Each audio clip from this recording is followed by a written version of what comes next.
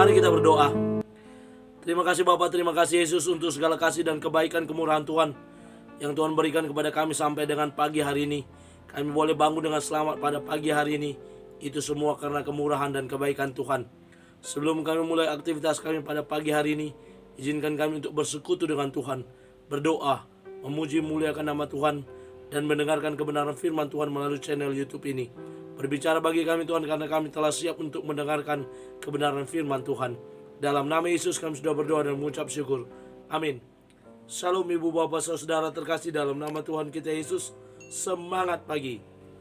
Bertemu kembali di channel Rio Nando Butar-Butar dalam khotbah 5 menit aja atau kelima untuk renungan harian.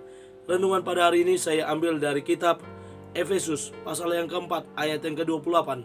Demikian kesaksian firman Tuhan.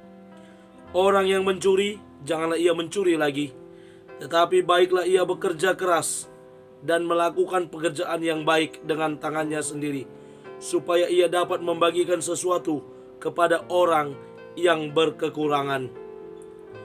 Pertobatan hidup. Ibu bapak saudara terkasih dalam nama Tuhan kita Yesus, berbicara tentang pertobatan hidup.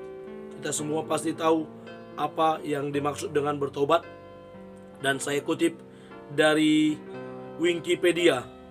Wikipedia berbicara pertobatan adalah aktivitas meninjau atau menelaah tindakan-tindakan yang pernah diperbuat atau menyesali kesalahan-kesalahan pada masa lampau yang disertai dengan komitmen untuk berubah menjadi lebih baik. Itulah pertobatan yang dimaksud oleh Wikipedia.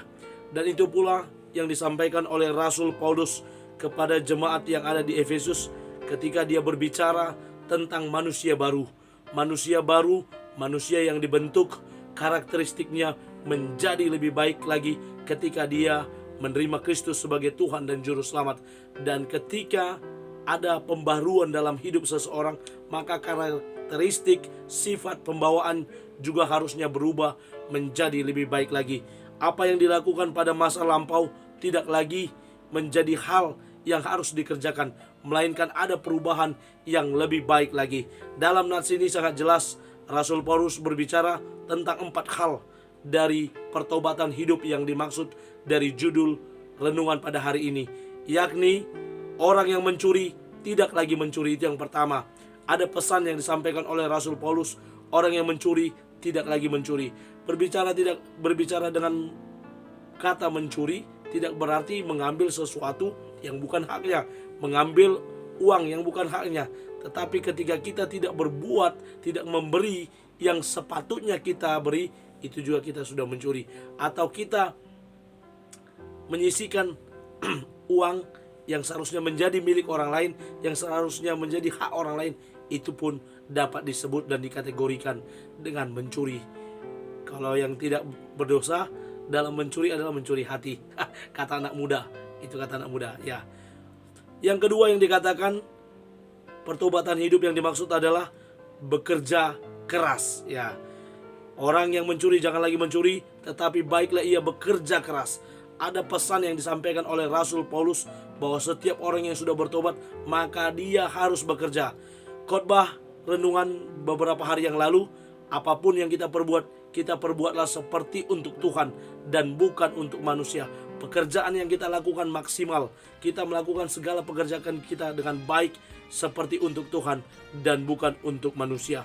Lalu dikatakan kita bekerja dengan keras dan melakukan pekerjaan itu dengan tangan kita sendiri, dengan usaha kita sendiri yang baik dan maksimal. Lalu yang ketiga, pesan dari pertobatan hidup dari renungan harian pada hari ini, yakni melakukan pekerjaan yang baik. Setelah kita tidak mencuri lagi, kita melakukan pekerjaan dengan usaha, dengan tangan kita sendiri, kita melakukan pekerjaan yang baik. Pekerjaan yang baik yang bagaimana yang kita lakukan, yakni yang keempat, menolong orang lain. Dikatakan ketika kita sudah bekerja, ada usaha, ada hasil yang kita dapat, kita juga boleh menolong orang lain, melakukan banyak sekali kebaikan sehingga orang lain tertolong, sehingga orang lain juga dapat diberkati dari usaha yang kita miliki. Dan dalam tulisan beberapa orang-orang hebat yang memberikan kata motivasi, Bukti pertobatan terkuat adalah usaha untuk menebus. Ya, untuk menebus. Mary Elizabeth Brandon, penulis dari Inggris. Lalu Aldous Huxley, penulis Inggris berkata, jika Anda telah berperilaku buruk, bertobatlah. Buatlah apa yang dapat Anda ubah dan atasi diri Anda sendiri ke tugas yang lebih baik di lain waktu. Mari kita terus mengimplementasikan pertobatan hidup kita dengan rajin terus berbuat baik. Selamat berbuat kebaikan pada hari ini sehingga banyak orang diberkati oleh perbuatan baik kita. Amin. Kita bersatu dalam doa.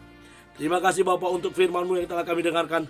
Mampukan kami untuk menjadi para pelaku kebenaran firman Tuhan yang mampu mengimplementasikan dalam kehidupan kami sehari-hari.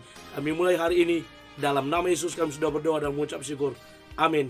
Selamat beraktivitas. Tuhan Yesus memberkati. Shalom.